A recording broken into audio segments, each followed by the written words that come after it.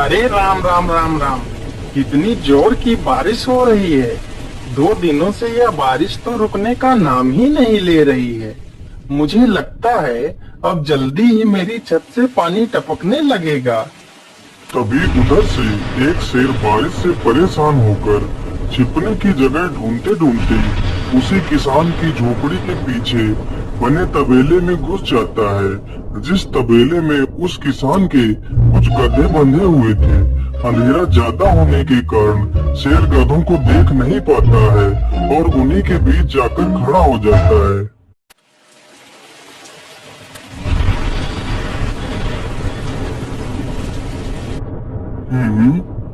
यहाँ से तो किसी मनुष्य की आवाज आ रही है।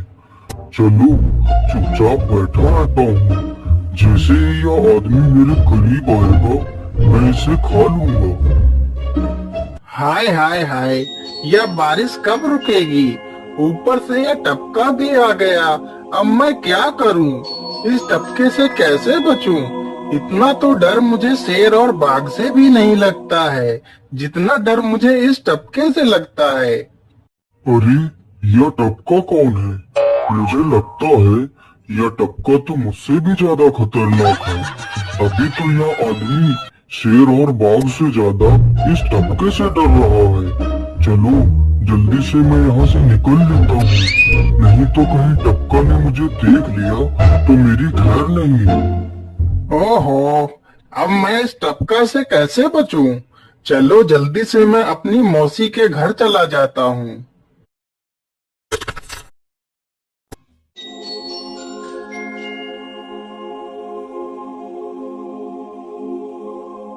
अरे चल चल गधे की औलाद, यहाँ पर छिपा हुआ बैठा है।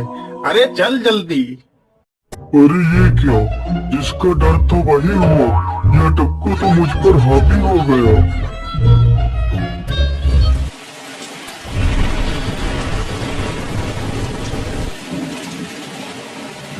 कैसे बचूं, कैसे बचूं? इस टपका से मैं कैसे बचूं? हे भगवान मेरी सहायता करो, मुझे इस टपका से बचाओ। मैं आज के बाद किसी प्राणी को नहीं मारूंगा, मैं मांसाहार छोड़ के शाकाहारी बन जाऊंगा। भगवान मेरी रक्षा करो। शेर को दौड़ते दौड़ते रात से सुबह हो जाती है।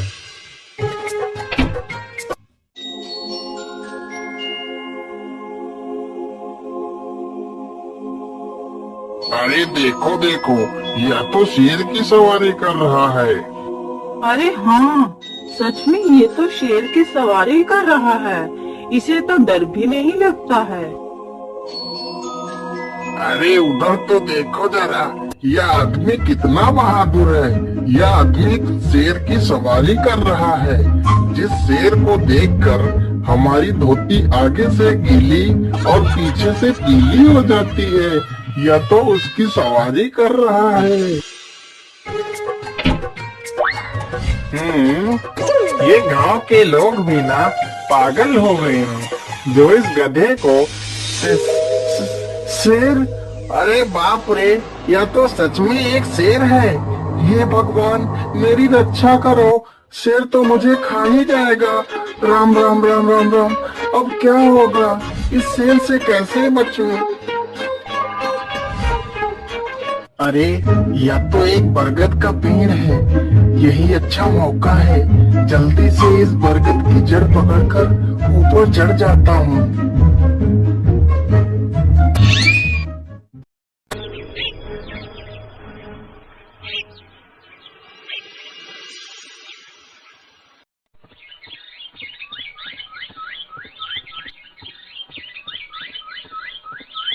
अरे शेर भैया, तुम इतनी जोर जोर से भागते हुए कहाँ जा रहे हो?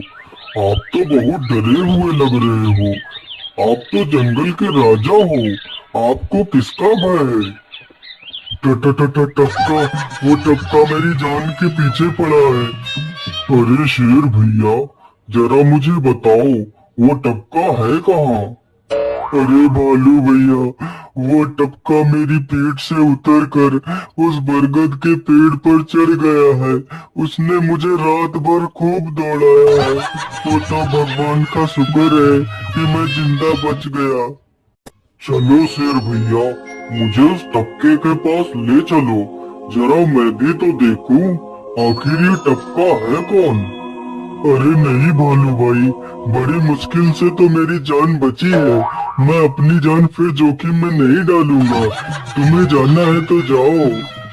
अच्छा, ठीक है शेर भाई, तुम यहीं रुको, मैं अभी बरगद के पेड़ पर देखकर आता हूँ आखिर ये टपका है कौन। जाओ बच्चों, जब वो टपका तुम्हारे ऊपर हावी होगा तो पता चलेगा। अरे कहाँ है ये टपका जिसने राजा जी की हवा टाइट कर दी। चलो इस पेड़ पर चढ़कर देखता हूँ। अरे बाप रे बाप, शेर क्या अकेला कम था, जो ये भालू भी आ गया। मुझे लगता है कि आज मेरी मौत निश्चित है। भालू पेड़ पर उल्टा होकर चढ़ने लगता है, तभी किसान और तेज से कांपने लगता है। कांपने की वजह से किसान के हाथ से छड़ी छूट जाती है और उल्टा होकर चढ़ रहे भालू के पिछवाड़े पर जा लगती है। भालू धड़म से जमीन पर गिरता है।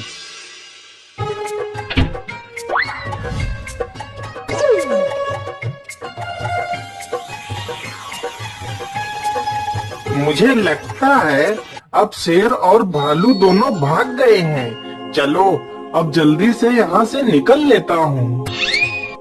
सारे राज्य में यह बात फैल गई कि हरिया किसान बहुत ही बहादुर है और वह शेर की सवारी कर लेता है। धीरे धीरे यह बात राजा तक पहुँच गई।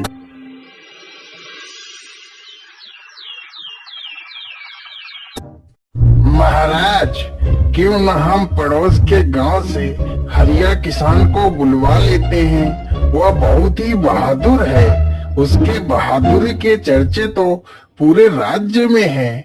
मुझे पूरा विश्वास है वह इस काम को जरूर कर सकता है। वह इस दुष्ट शेर को जरूर पकड़ लेगा। सैनिकों, हरिया किसान को आदर पूर्वक हमारे दरबार में पेश किया जाए। महाराज, आपने हमें याद किया, बताइए क्या बात है। मालिक, हमसे कोई भूल हो गई क्या मालिक? नहीं हरिया, तुमसे कोई गलती नहीं हुई है। यह कुछ लोग पड़ोस के गांव से आए हैं। इनका कहना है कि इनके गांव में कोई दुष्ट शेर आ गया है जो इनके पशुओं को उठाकर ले जाता है और उन्हें मारकर खा जाता है। हमने तुम्हारी बहादुरी के बहुत सारे किस्से सुने हैं। तुम बहुत ही बहादुर हो, इसलिए मैं तुम्हें उस शेर को पकड़ने की ये जिम्मेदारी सौंपता हूँ। अरे बाप रे बाप, उस बार तो मैं शेर के हाथों बच गया था, लेकिन इस बार मैं नहीं बचूंगा। अगर मैंने महाराज को सच सच बता दिया तो झूठ बोलने के जुर्म में मुझे फांसी पर ही चढ़ा देंगे। अरे हरिया, तुम मन ही मन क्या बड़बड़ा रहे हो? कुछ नहीं महाराज, कुछ नहीं। मैं सोच रहा था कि मैं शेर को कैसे पकड़ूं। ये लो हरिया, कुछ स्वर्ण मुद्राएं रख लो, ये तुम्हारे काम आएंगे। क्या करूं, कैसे पकड़ूं उस शेर को? ये महाराज ने भी मुझे कैसी दुविधा में डाल दिया है। क्या करूं, क्या करूं? हाँ, मिल गया। फिर हरिया बाजार से एक रस्सी और एक जाल तथा एक बकरी खरीद कर लाता है। चलो जल्दी से, मैं यहाँ पर एक गड्ढा खोद देता हूँ।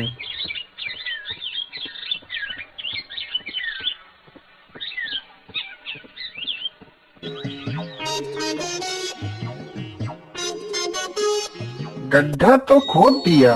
चलो अब जल्दी से इस बकरी को रस्सी से बांध देता हूँ। हरिया ने बकरी को रस्सी से बांधकर गड्ढे में खड़ा कर दिया और जाल को लेकर पेड़ की डाल पर बैठ जाता है। थोड़ी ही देर बाद जब बकरी को भूख लगती है तो वह चिल्लाने लगती है।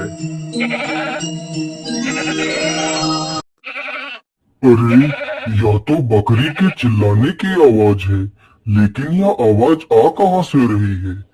आसपास तो कोई नहीं दिख रहा है। मुझे लगता है यह आवाज उस पेड़ के पास से आ रही है। चलो चलकर देखता हूँ।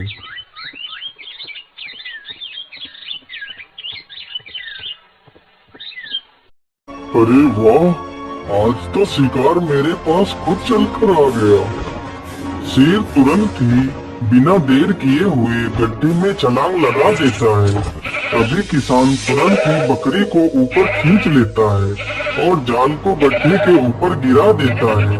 शेर गड्ढे में ही फंस जाता है। यह देखकर गांव के सभी लोग बहुत ही खुश हो जाते हैं।